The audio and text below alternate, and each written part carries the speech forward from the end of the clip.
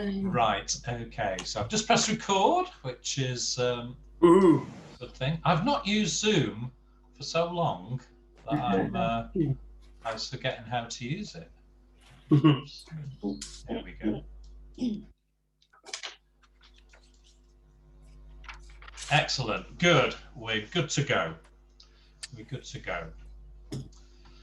So, buenos días.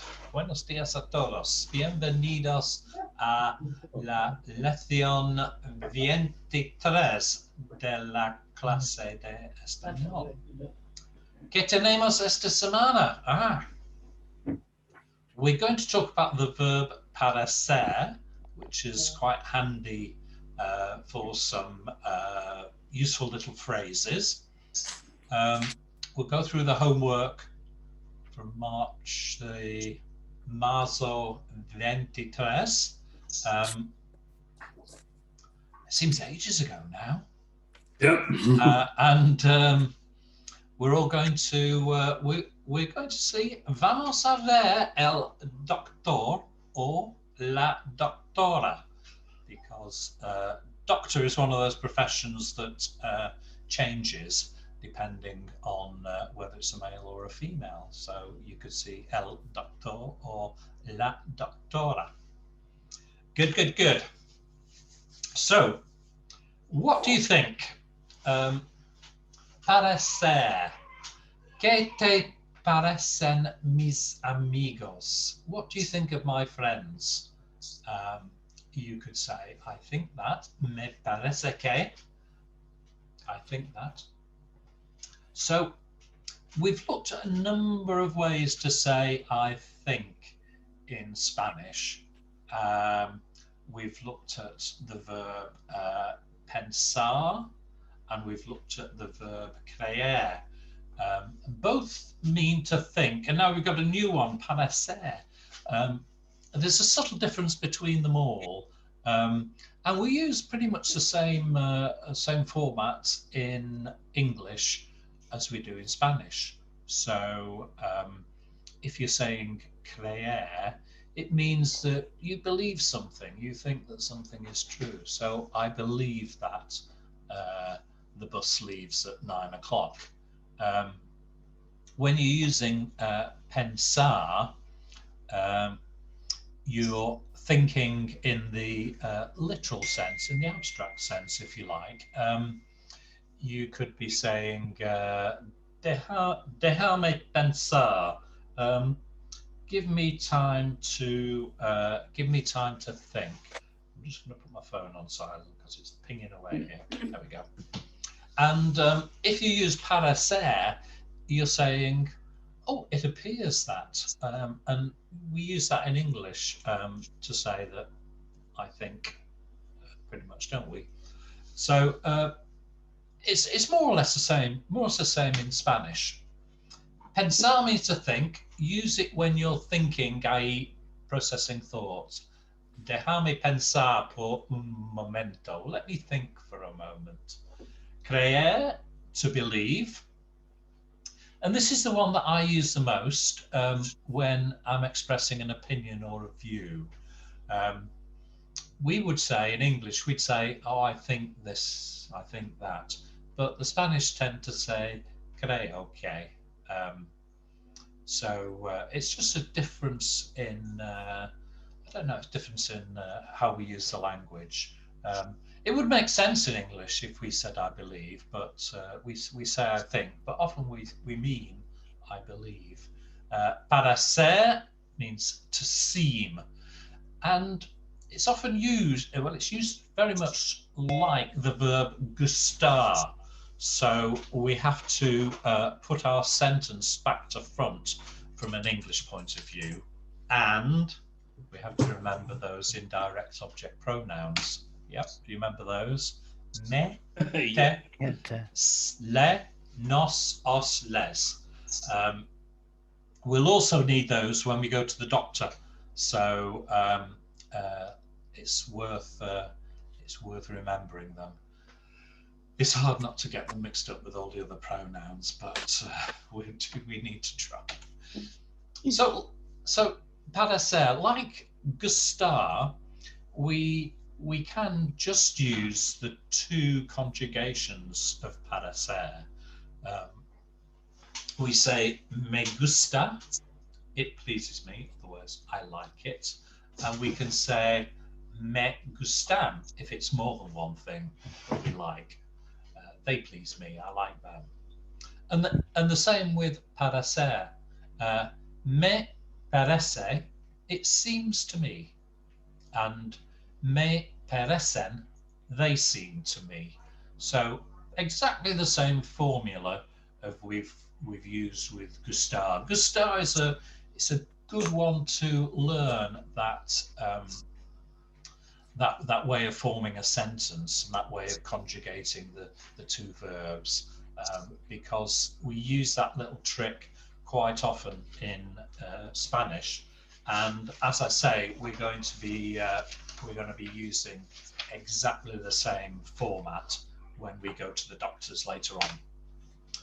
So the Spanish would say it seems in cases where in England we'd say in English we'd say I seem or we seem. So for example, we might say I seem to be running late. The Spanish would say parece que estoy llegando tarde. It seems that I am arriving late is the literal translation, but it seems I'm running late, or it seems I'm going to be late. We seem to be running late. Exactly the same. Parece que, but we conjugate the verb estar, so estamos llegando tarde. We seem to be running late. And parece que is a really useful couple of words, little phrase to use in Spanish conversation. Here's some useful phrases. Me parece recordar. I seem to remember. It's a good one to kick off a sentence.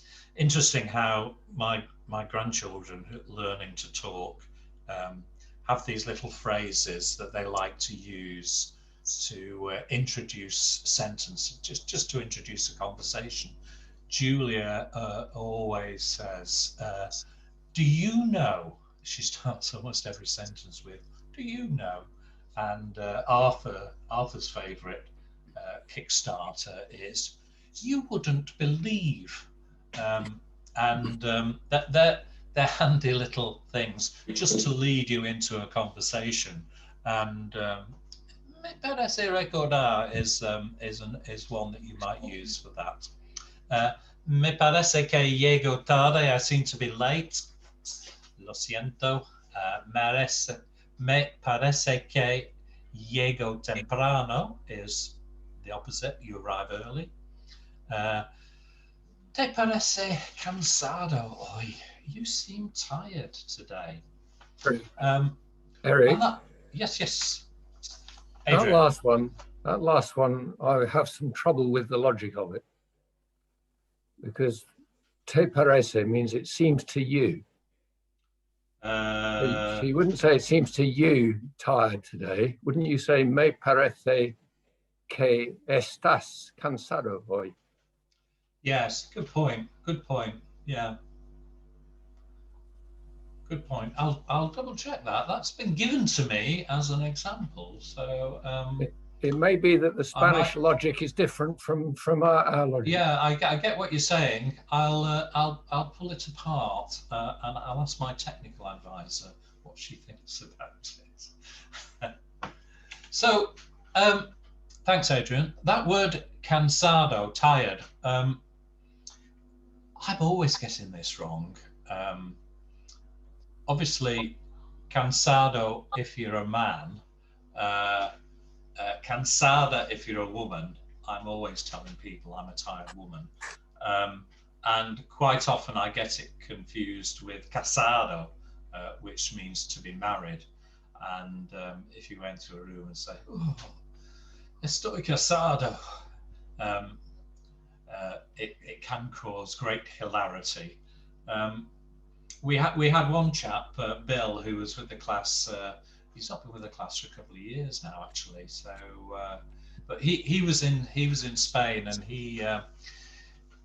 he wanted to tell the hotel when he arrived that he was tired, and he used this phrase, and everybody roared with laughter. And poor Bill couldn't remember quite what he'd said, so we quizzed him at length, and we think he might have said castrado, which means I'm castrated, which you can understand why everybody was falling around the floor. If you want to say I'm really tired in Spanish, you can say estoy hecho polvo, which means I am made dust. I'm in pieces, maybe we'd say in the UK. So that's parecer. Think of a few ways you might use it. Try and construct one or two sentences of your own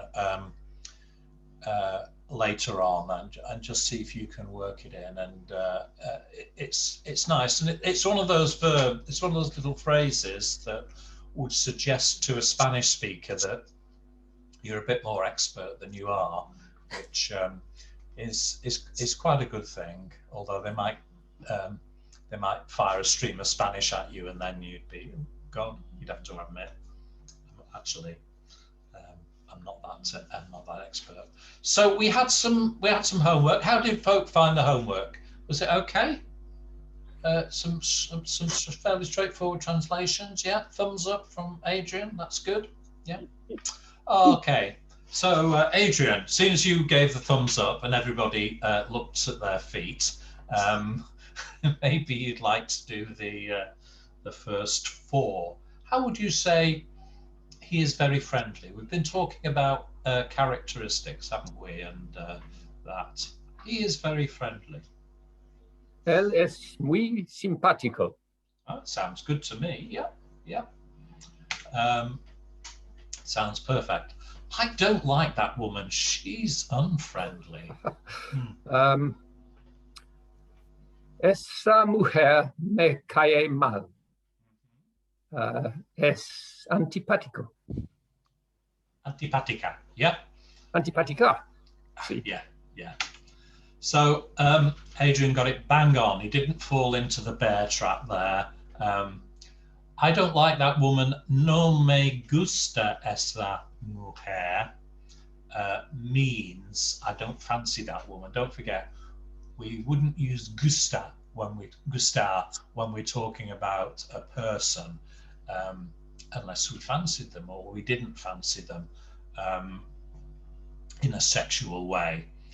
We use this strange Spanish phrase, he falls to me well, or he, in this case, that woman falls to me badly, which is weird, isn't it? It's a really strange thing, but there we go. Well done, Adrian. A day with Mike and Sue is great fun. Un día con Mike y Sue es muy divertido.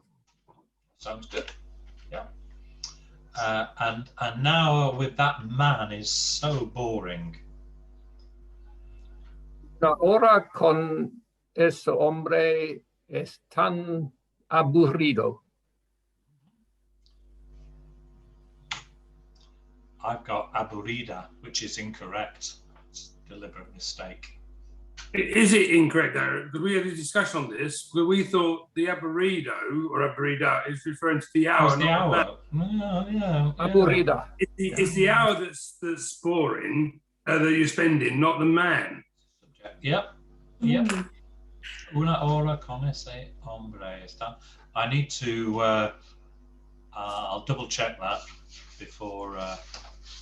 When I do the notes, I'll double check that because we changed from aburrido to aburrida. Yeah. Okay. I admit defeat on that. I think I got 2 of the endings wrong. I said eso and it should be esse, and I said aburrido. It should be aburrida. Okay. Good, good. Right, so Carl's obviously in good form. So do you want to take up the baton, Carl? I'm going to put that down in my diary. Carl 1, Adrian 0. It's not a competition. No, but it's the only time I think I've ever done it. So I'm putting it in my diary. Put it in diary. We learn by making mistakes. In which case, I should be the most expert Spanish speaker in the whole land. Yeah. There you go. I learned most from Adrian. She's very clever. How would we say that, Carl? Ella es muy inteligente.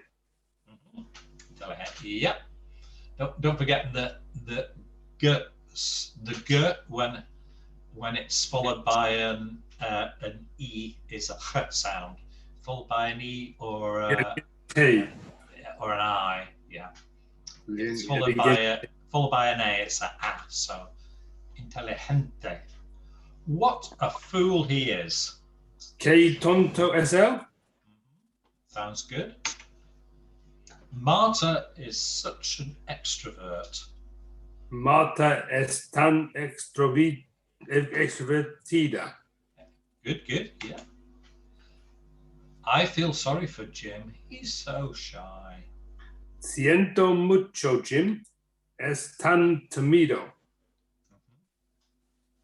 That sounds good. I said, siento lástima for Jim.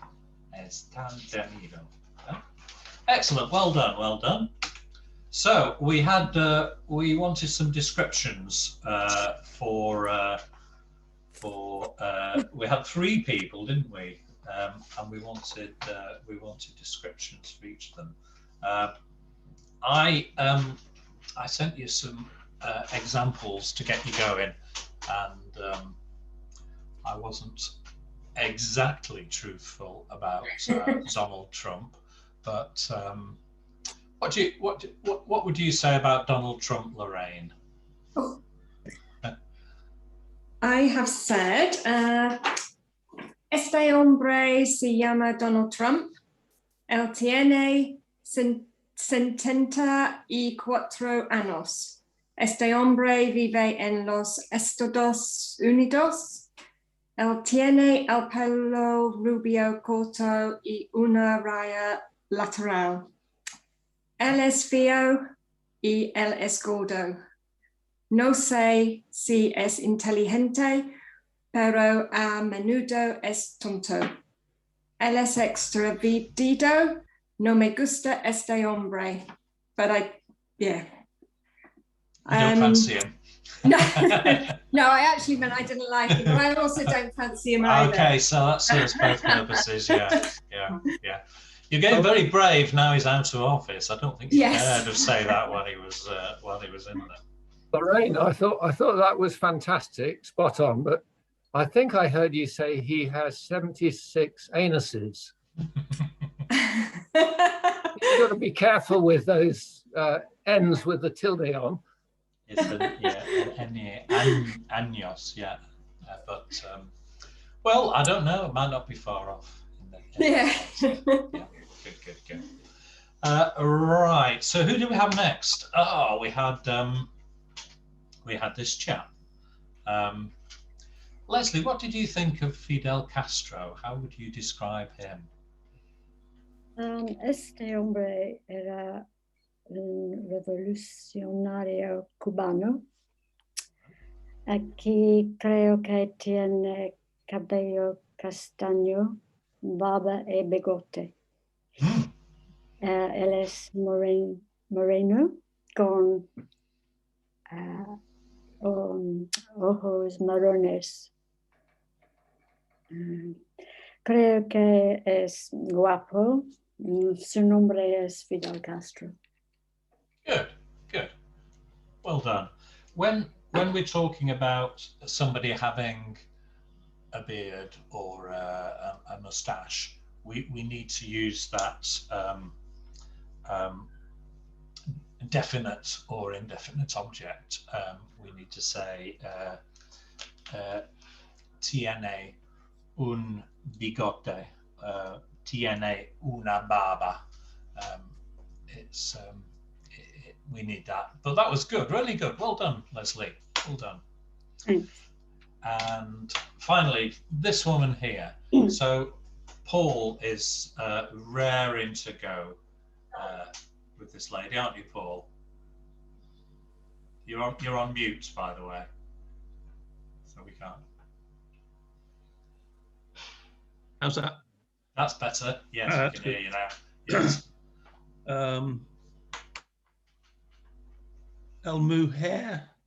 Ella Mujer, Julie Christie, yo creo, una actriz de las peculiares de los años 60.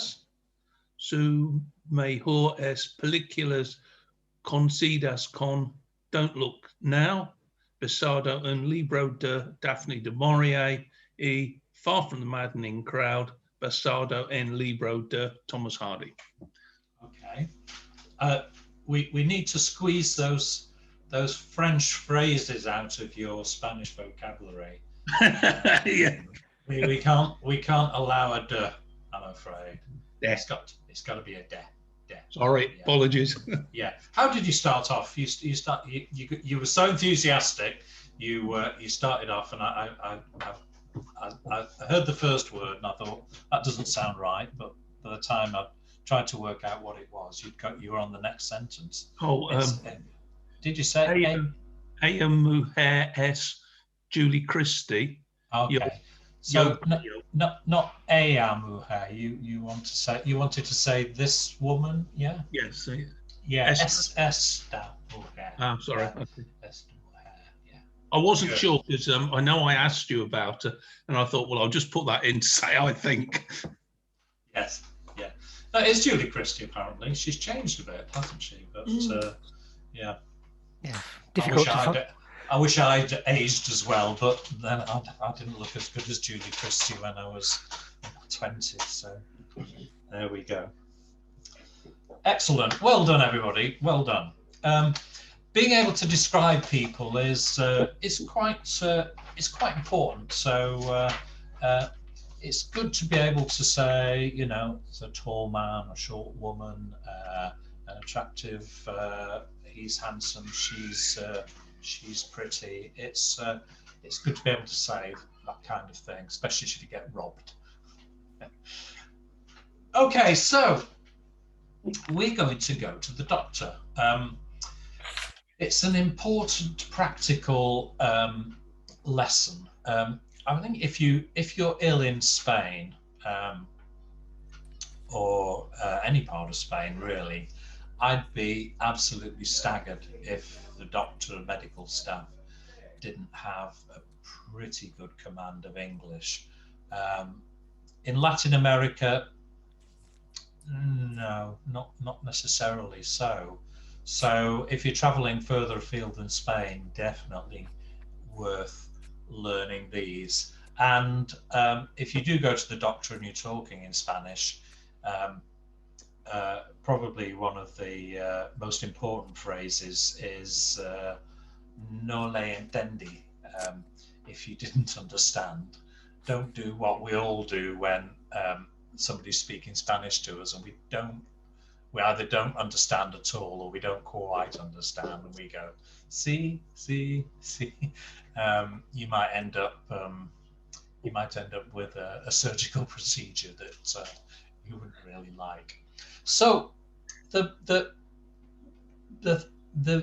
verb that we need to learn first when we're going to the doctor is doler, and that means to hurt. It's an ER verb, regular endings, but stem changing. That means the front of the verb changes. So remember, Spanish verbs have got two bits. They've got the stem and the ending. So doler, it's an ER verb, so it's an ER ending, and the stem is dol. So with a stem changing verb, the front bit changes as well as the back bit. So we just have to be aware of that. So it hurts is duele, and we put it together to say it hurts me, and then whatever, exactly the same as we would with gustar or parecer. So in English we'd say I've got a sore throat, or my throat hurts.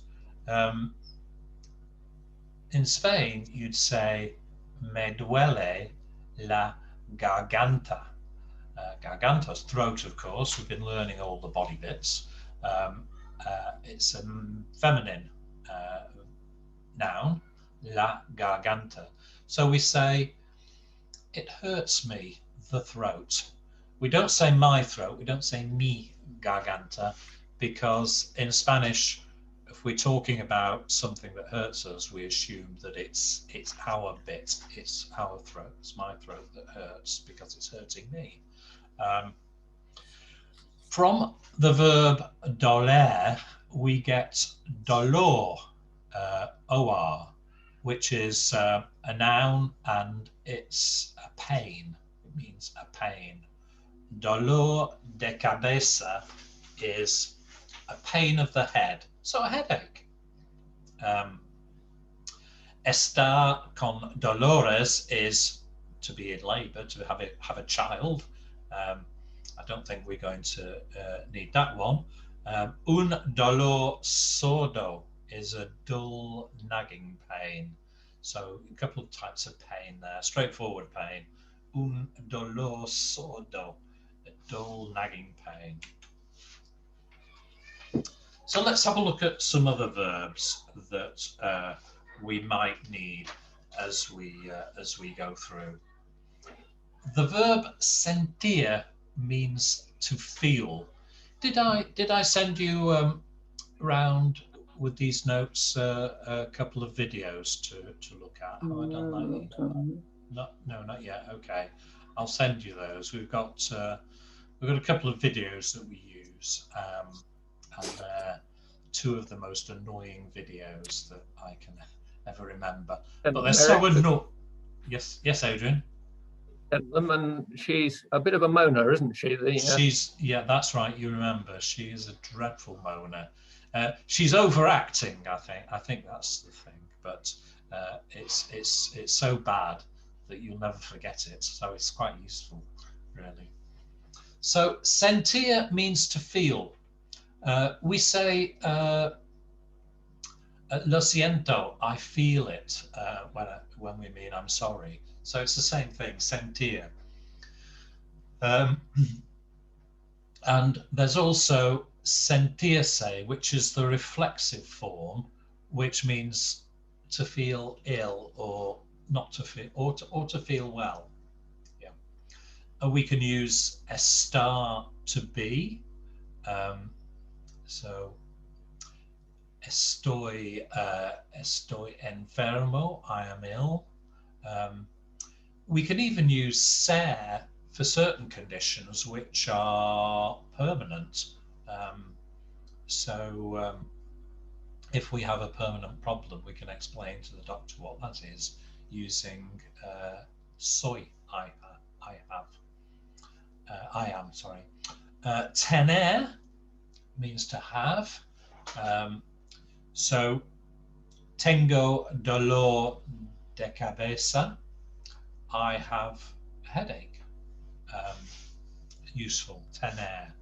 So sentir, estar, ser possibly, and tener, and of course we've got dolor as well. So a few new verbs to learn there, and a couple of other ones that would be helpful.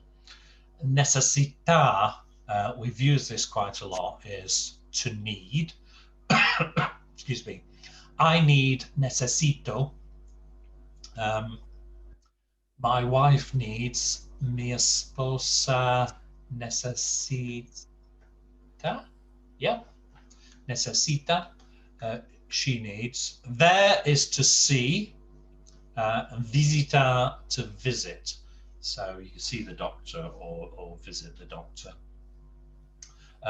You may need to go down to the hotel or the tour rep, say, I need to see a doctor. The tour rep will certainly speak English. The hotel may not, but probably will. Enfermo or enferma is to be ill. Duele, it hurts. Me duele, le duele. Me duele, it hurts me. Le duele, it hurts him or it hurts her. And dolor is an ache. So we can put these verbs together, these verbs and nouns together with the body parts that we've been learning for the past couple of weeks to tell the doctor what's wrong with us. And we're also going to need those indirect subject pronouns again. Yeah, remember them? Me, te, le, nos, us, les. So the ones you're probably going to need if it's you that has the problem is me. If you're talking on behalf of your husband or wife or child, grandchild, le. If there's more than one of them that's ill, les. And if you're all feeling ill, nos. But generally be me or le.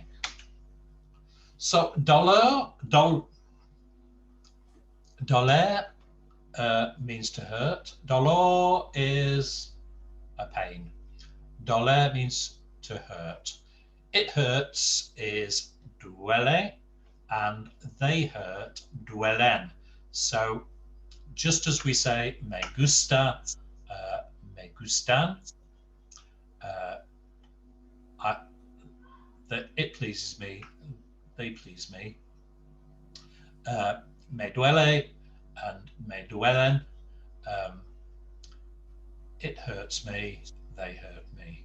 So we turn that sentence around, don't we? In English, we'd say my leg hurts me. In Spanish, we'd say me, it hurts the leg. That's the literal translation. Of course, it doesn't make any sense in English, and it doesn't make any sense in Spanish. The way the Spanish construct it is that way, but what they're saying is my leg hurts me. Me duele la pierna. Don't forget, it's the leg, not my leg. Yeah.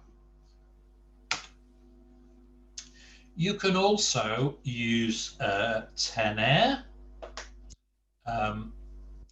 Tengo una dolor de cabeza. I have a headache. Tengo tos. I have a cough.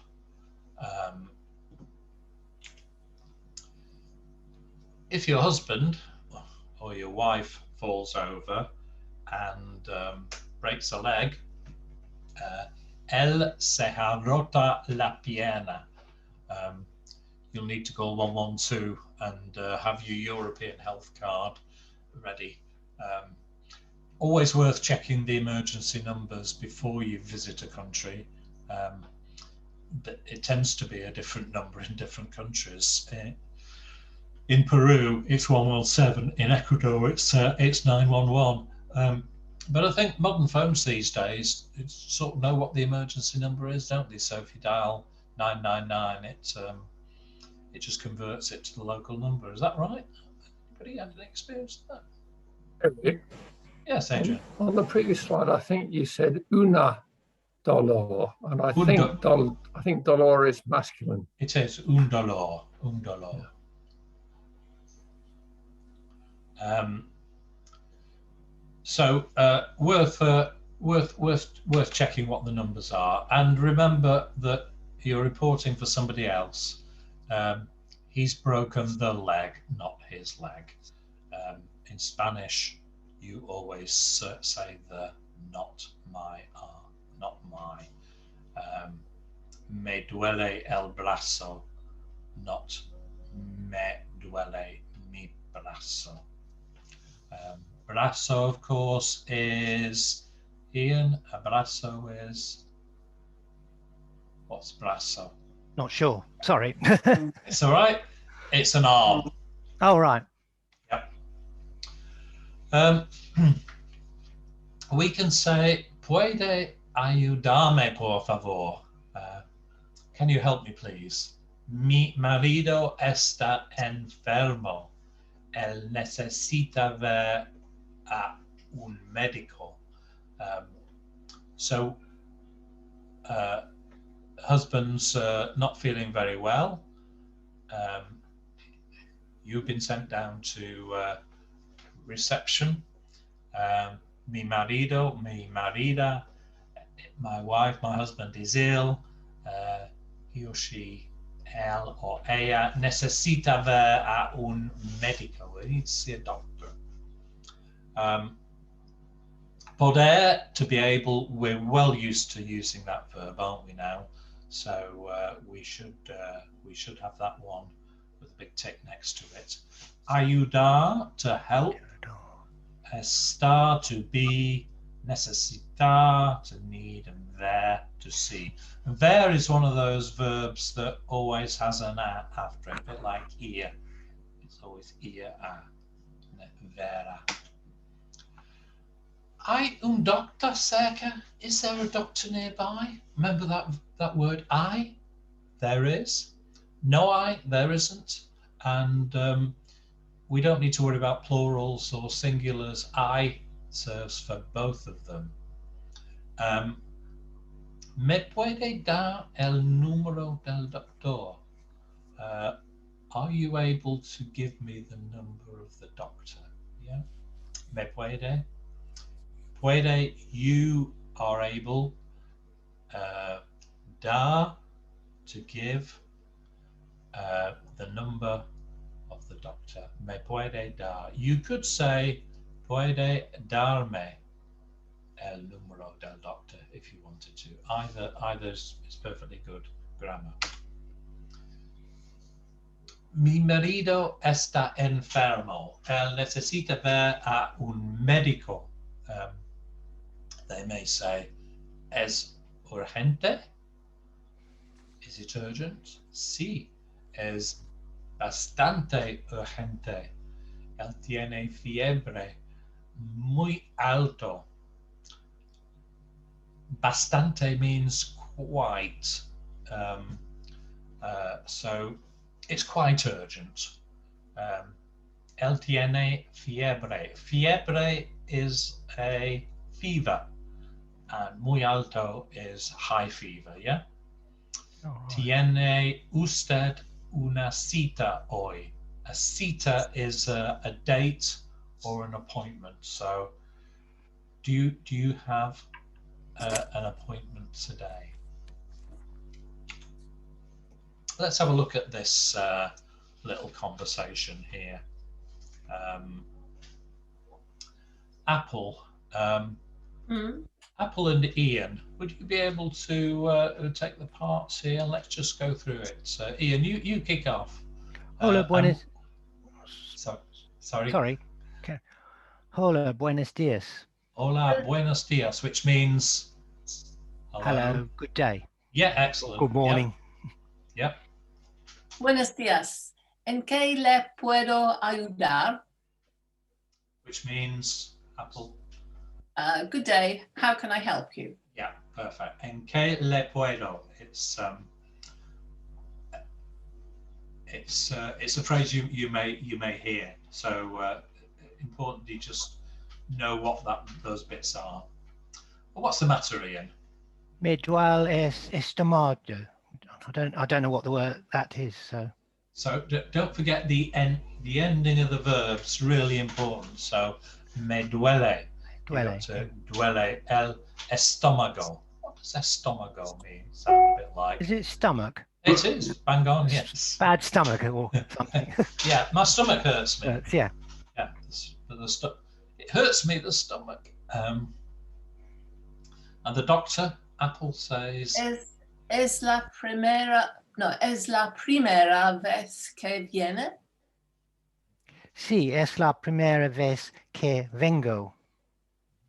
So what's the doctor saying there to us?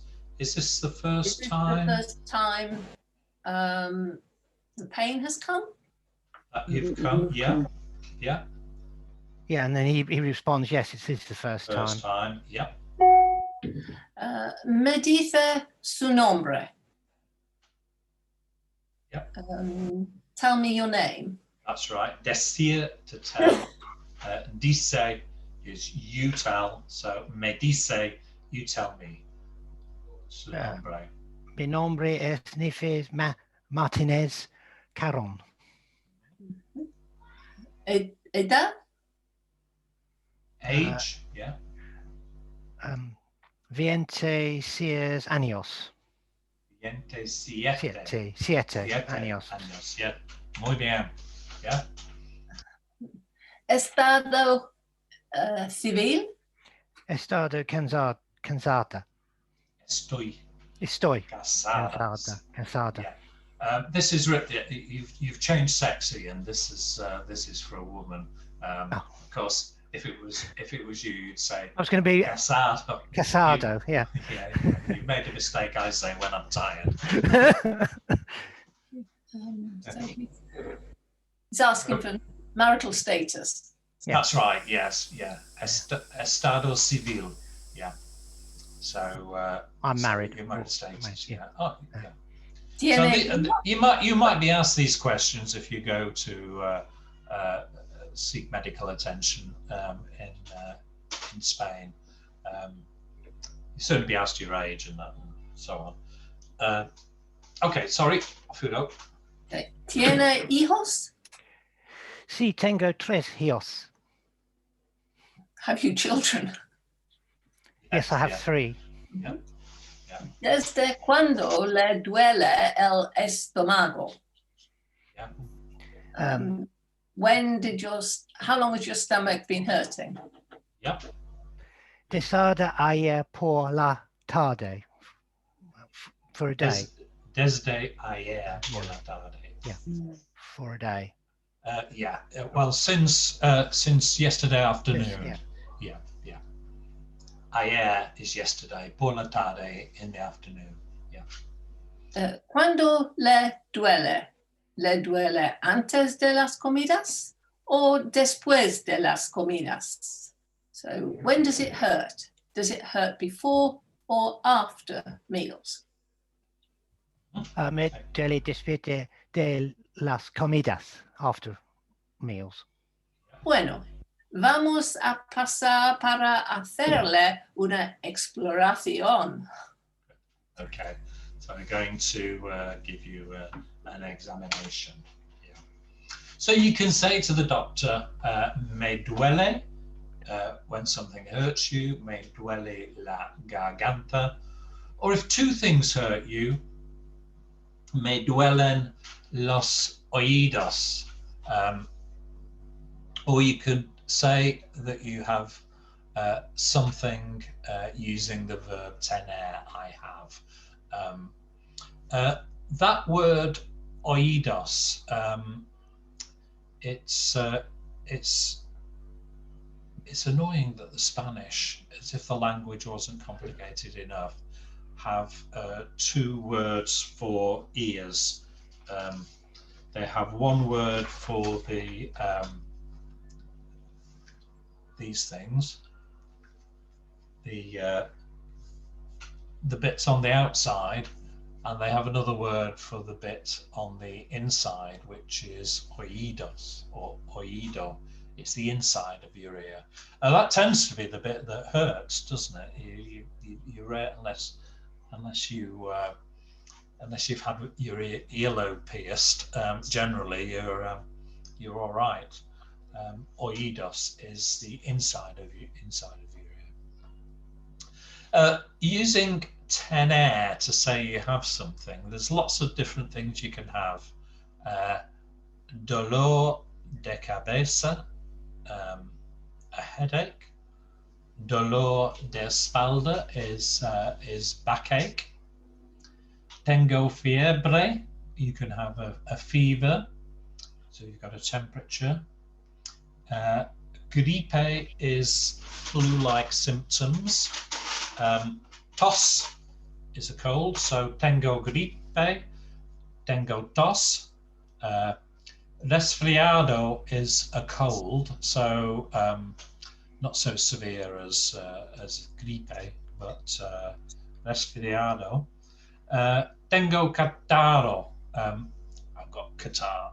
So yeah, I'm all bugged up. Tengo catarrh. And you can also explain how you're feeling by using the verb estar.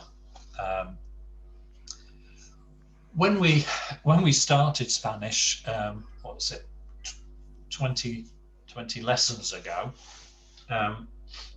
one of the first things we said is ¿Cómo estás? How are you? Estoy bien, gracias was generally the answer. If you're going to the doctor, you may want to say, if he asks you how you are, you might want to say más o menos, or just sail into it. Estoy enfermo, or estoy enferma. No estoy bien, doctor. Estoy cansado, or estoy cansada. How would you say I'm tired all the time? How would you say that, Jane? I'm not 100% sure. Estoy cansada. Is it todos las veces, or is it todos los tiempos? Todos el tiempo. Yeah, that works. Yeah. And you've got a good excuse for not being quite sure which one it is because you're tired, aren't you? So I think when you go to the doctor, you can get away with murder because you can't think. Estoy deprimido, or estoy deprimida. I'm depressed. I feel depressed. Sentar. We talked about sentar, to feel. I feel, we'd say, me siento. Me siento. Adrian, yes. Sentir. Is it a typo? Typo. Sentir. Thank you, Adrian. I've not done this one for a while. There's so many errors in it. Let's have a look. Sentir. I need to make a note. Otherwise, I'll forget to change it, and we'll do the same next year. Sentir. Me siento deprimido todo el tiempo. I feel depressed all the time. But you could probably just say estoy deprimido. That's easier, isn't it? And don't forget poder. You might need to use that to express how you're feeling. No puedo dormir. I can't sleep. No puedo comer. I can't eat. There are some other ones here. He estado vomitando. I've been vomiting. If you're speaking for somebody else who is incapacitated or can't speak Spanish, él ha estado vomitando. He has been vomiting. If it's your wife, ella ha estado vomitando. She has been vomiting. The verb conjugation works just the same. Now, both of those, he estado, ha estado, I have been, he has been, are both in the perfect tense. I'm using that here. We've not done the perfect tense yet. We'll cover that fairly soon. So it's good if you learn the phrase and it sticks in your head. But we'll unpick it so you understand it a little bit better later. Tengo diarrhea. That's almost a perfect cognate, isn't it? Creo que tienes una pierna rota. I think you've broken your leg. Él tiene una reacción alérgica. He has an allergic reaction. Creo que estás teniendo un ataque al corazón. I think you're having a heart attack. It's very depressing, this stuff. Él no puede respirar. He's not able to breathe. So, how on earth has he broken his leg? He probably fell over. We've used the verb to fall, caer, and we used it in he or she falls to me well or falls to me badly, me cae. So the verb to fall is caer. If you're doing the falling, then you make it reflexive, caerse. I put a joke in there about the British economy. I've used these slides for 3 years. I think the British economy has not been doing terribly well for the last 3 years, but we've probably just got used to it now. We're more worried about COVID than the economy, so I should probably take that joke out. The preterite, the simple past tense is I fell, is caí. He fell, cae. So I fell, caí. Because it's reflexive, you have to say me caí. It sounds a little bit like the cry you might make as you fall, caí.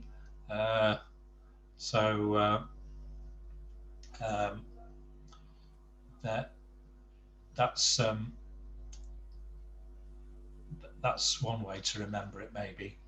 If you want to say he or she fell, use the preterite again, cayó. And again, it needs to be reflexive. Yeah. So if you want to say my son fell,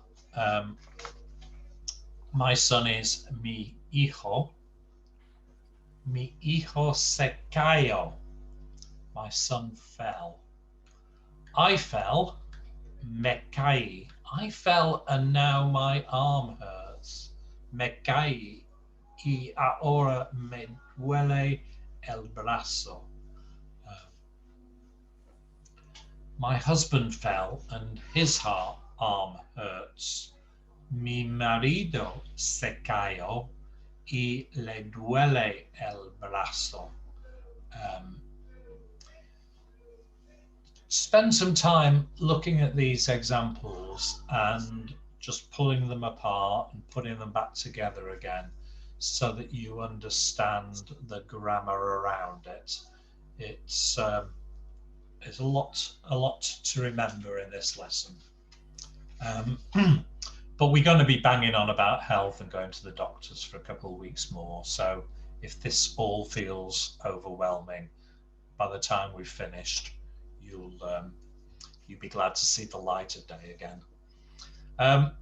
Can you remember the word for broken? If something is broken, roto. Broken arm is el brazo roto. So you could say, my wife fell, her arm hurts, I think it's broken. Mi mujer se cayó y le duele el brazo. Creo que está roto. I think, is everybody happy with those sentences? Everybody comfortable with how those sentences are being constructed? Yeah. If you're not, ping me a little hand or shout, because it's important that you understand them. So don't be frightened to ask if you don't understand. Sentir is to feel. Sentir se is the reflexive form. if you feel ill, it's you yourself that feels it. Therefore, you need to use the reflexive form. So, I don't feel well. No me siento bien. I feel ill. Me siento enfermo. If you want to ask if somebody feels ill, te sientes enfermo. That's the informal. If it was a doctor asking you, he'd probably say, se siente enfermo. And if you want to tell the doctor that your child feels ill, mi hijo se siente enfermo. All of these sentences, you can drop other bits in. It could be your wife, it could be your grandchild, whatever, whoever you're responsible for on holiday, my husband, my grandma. You know all these words now, so you've no excuse. Another conversation here. ¿Cómo se siente hoy? How do you feel today? Me siento terrible. I feel awful. Me duele todo el cuerpo. Cuerpo is body. So todo el cuerpo is all of my body hurts me. Se siente cansada y débil. Do you feel tired and weak? No puedo dormir por la noche. I can't sleep at night. ¿Dónde se siente dolor exactamente? Where's the pain exactly? Probably point for that one. Aquí would be a useful word, and use your finger. And abra la boca. What's abra la boca? Open your mouth. That's right. Yeah. You might also be asked. Let's finish off on this page. We've got lots more to go through, but let's finish off on this page. I think it's almost 11. It is. Saque la lengua. Lengua is tongue. Saque la lengua. Stick out your tongue. There. Let's see. ¿Qué es lo que tengo? Lo que is a little phrase that you hear a lot. It means the thing. So,